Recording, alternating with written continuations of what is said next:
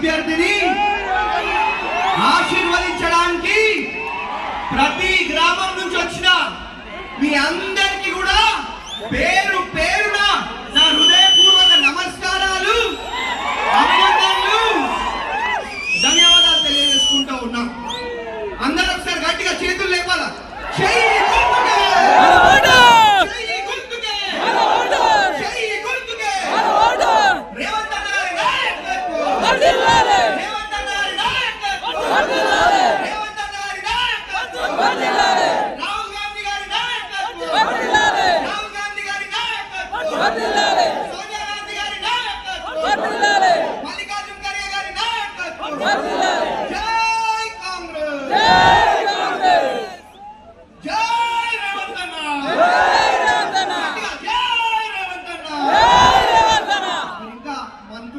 ముఖ్య నాయకులు ఉన్నారు కాబట్టి నేను ఎక్కువ మాట్లాడతలేను. మైక్ వాళ్ళకి ఇస్తా. మళ్ళీ నెక్స్ట్ టైం వచ్చినప్పుడు ఈ గ్రామంకి వచ్చి మాట్లాడతా తెలియజేసుకుంటూ జై కాంగ్రెస్. ఇప్పుడు కొండ సురేఖ గారు మాట్లాడతారు. అందరికీ నమస్కారం. ఈరోజు మెదక్ పార్లమెంట్ అభ్యర్థిగా నీలం మధు గారు పోటీ చేస్తున్న సందర్భంలో ప్రచారానికి వచ్చినటువంటి మన ప్రీతం నాయకులు ముఖ్యమంత్రి సోదరులు రేవంత్ రెడ్డి గారికి, దామోదర్ రెడ్డి గారికి, శ్రీనివాస్ గ్రామాల నుంచి విచ్చేసినటువంటి కార్యకర్తలకు, నాయకులకు అందరికీ హృదయపూర్వక నమస్కారాలు. మరి వచ్చే ఈ మే 11న జరిగేటువంటి ఎన్నికల్లో మన ముదిరాజు బిడ్డ, బీసీ బిడ్డ మరి ప్రతి ఒక్కరు కూడా కృషి చేయాల్సిన అవసరం ఉన్నది. మన ముఖ్యమంత్రిగా రేవంత్ రెడ్డి అన్న ప్రమాణ స్వీకారం చేసిన తర్వాత నిరుపేదల కోసం ఎన్నో సంక్షేమ అభివృద్ధి కార్యక్రమాలు చేపట్టడం జరిగింది.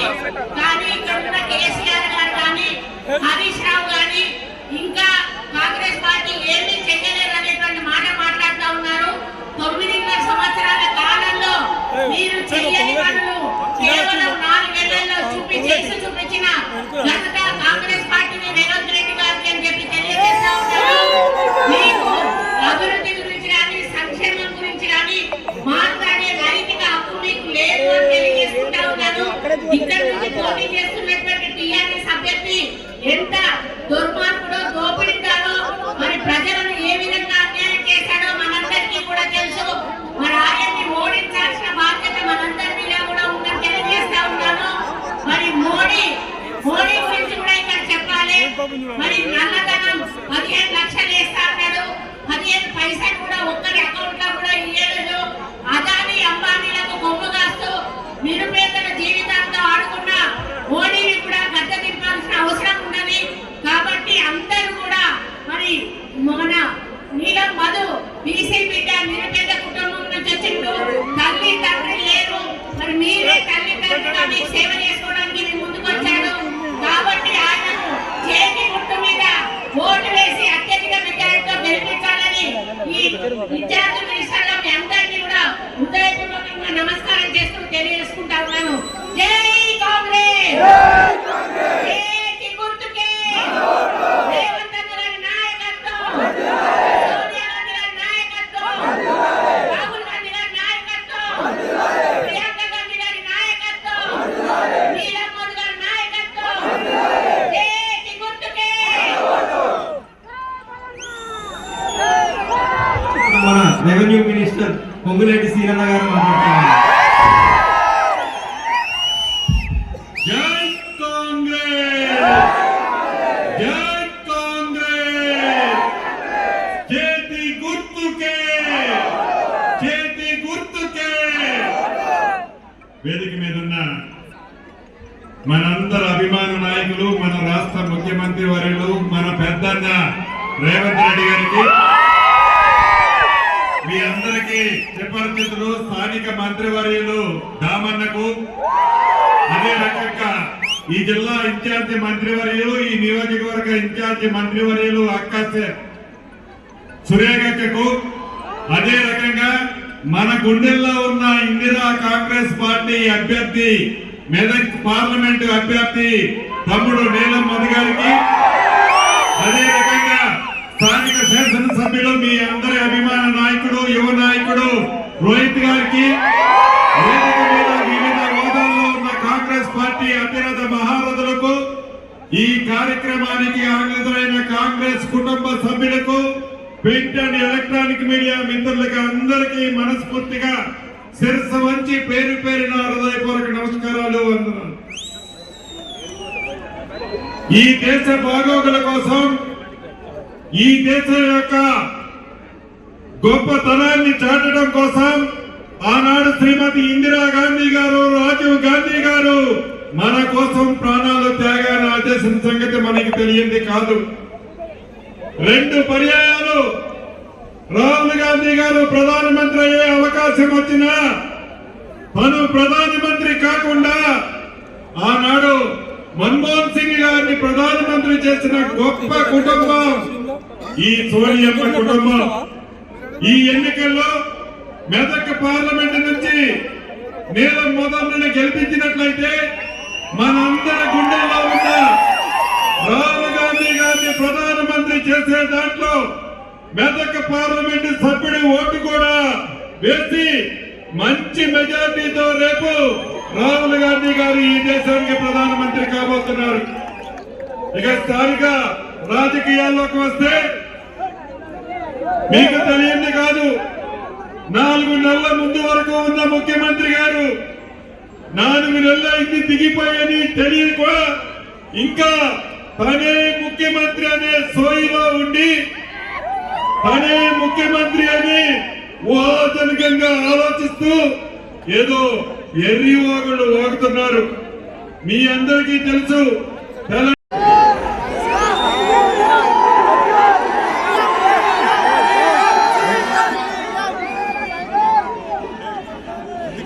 ఈరోజు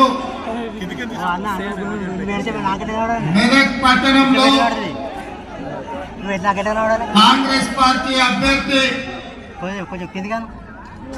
నీలం మధు ముదిరాజు నామినేషన్ ప్రక్రియ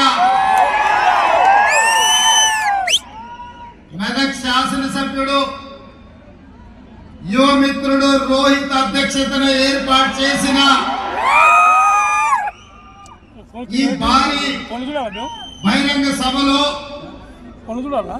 ముఖ్య అతిథులుగా పెద్దలు మా అన్న దామోదర్ రాజనరసింహ గారు, మా సోదరిమణి కొండ సురేఖ గారు, మా మిత్రుడు పొంగులేటి శ్రీనివాసరెడ్డి గారు, మీ అందరి అభిమాన నాయకుడు జగ్గారెడ్డి గారు, మా మిత్రుడు నాకు అత్యంత సన్నిహితుడు మైనంపల్లి హనుమంతరావు గారు, దుబ్బాక నుంచి చెరుకు శ్రీనివాసరెడ్డి గారు, నర్సాపూర్ నుంచి ఆవుల రాజిరెడ్డి మదన్ రెడ్డి గారు, గజ్వల్ నుంచి నర్సారెడ్డి గారు, అదే విధంగా ఈరోజు వివిధ అదే విధంగా పటాన్ చెరువు నుంచి ఆట శ్రీనివాస్ గౌడ్ గారు,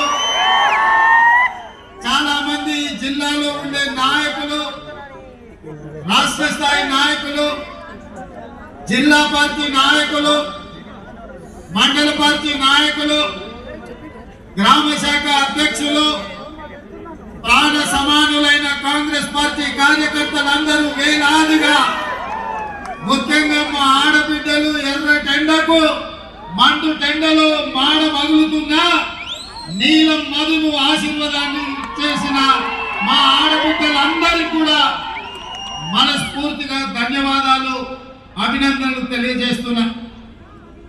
మిత్రులారా, ఈ మెదక్ గడ్డ మీద ఈ ఛత్రపతి శివాజీ సాక్షిగా శాసనసభ ఎన్నికలలో ఏఐసిసి అధ్యక్షుడు మల్లికార్జున ఖర్గే గారు, నేను మైనంపల్లి హనుమంతన్న ఇక్కడికి వచ్చి మా యువ మిత్రుడు రోహిత్ నామినేషన్ ఎప్పుడైతే ఏపించినామో ఈ రోజు కూడా మళ్ళా ఇక్కడి నుంచే ఛత్రపతి శివాజీ సాక్షిగా మేమందరం వచ్చి నీలం మధు నామినేషన్ ఇక్కడ ఏపిస్తుంటే వేలాదిగా మీరు వచ్చి అండగా నిలబడి ఒక బలహీన వర్గాల బిడ్డను మెదకు గడ్డ మీద గెలిపించడానికి మీ ఉత్సాహం, మీ ఊపు నాకెంతో సంతోషాన్ని నమ్మకాన్ని కలిగించిందని తెలియజేస్తున్నాను. ఈ మెదగడ్డకు ఒక చరిత్ర ఉన్నది. ఈ దేశంలోనే కాంగ్రెస్ పార్టీ కష్టాలలో ఉన్నప్పుడు ఇందిరాగాంధీ గారికి 1980లో మీరు అండగా నిలబడి ఈ మెదకు గడ్డ మీద మూడు రంగుల జెండాను ఎగిరేసి ఇందిరమ్మను గెలిపిస్తే ఈ దేశానికి ఇందిరమ్మ ప్రధానమంత్రి అయి ఈ మెదక్ ప్రాంతానికి బిహెచ్ఎల్ తీసుకొచ్చింది, బీడీఎల్ తీసుకొచ్చింది, ఐడిపిఎల్ తీసుకొచ్చింది, ఇక్రిసాట్ లాంటి పరిశ్రమలు తీసుకొచ్చింది.